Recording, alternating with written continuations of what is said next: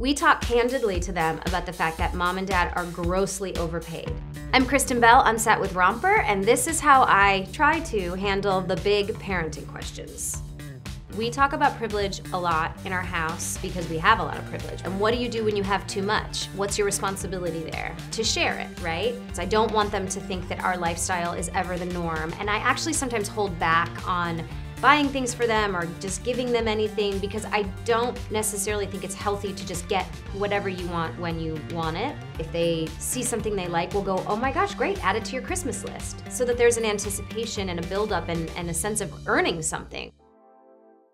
You know, every couple months we clean out the playroom and I say, what toys aren't you using? And rather than framing it like, because we have to get rid of some stuff, I frame it like, you know what, there are kids in our neighborhood who don't have toys right now.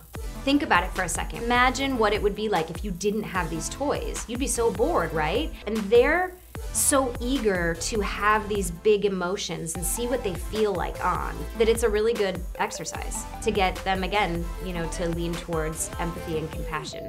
One thing I definitely say to them over and over and over again is our responsibility to share. Always, whether it's to donate our time or money that we make, like, we're never gonna worry about that, and a lot of people do. So I try to drive into their brains that, like, your situation is not normal. You having enough food on the table every night is not what everyone else experiences it. The idea of privilege, especially because of skin color, has come up so many times organically this year because of this like sort of beautiful learning curve we've all been on. You know, their aunt is Indian and she's got brown skin, and I say, you know, there was a time when white people were not really nice to people with darker skin tones. So like, Monica would not have been able to come to our house or use the same bathroom. And they're like, what?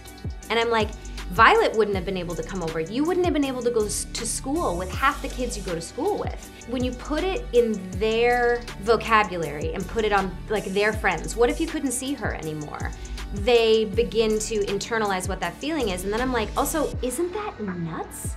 Like, could you imagine saying someone couldn't come over because of the color of this part of their arm?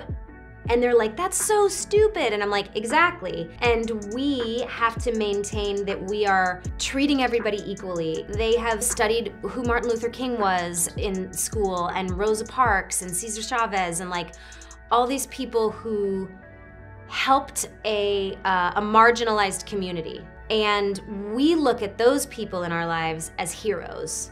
So their passion for equal treatment comes out of the fact that we treat people throughout history who have uplifted others for equality as Superman or Superwoman.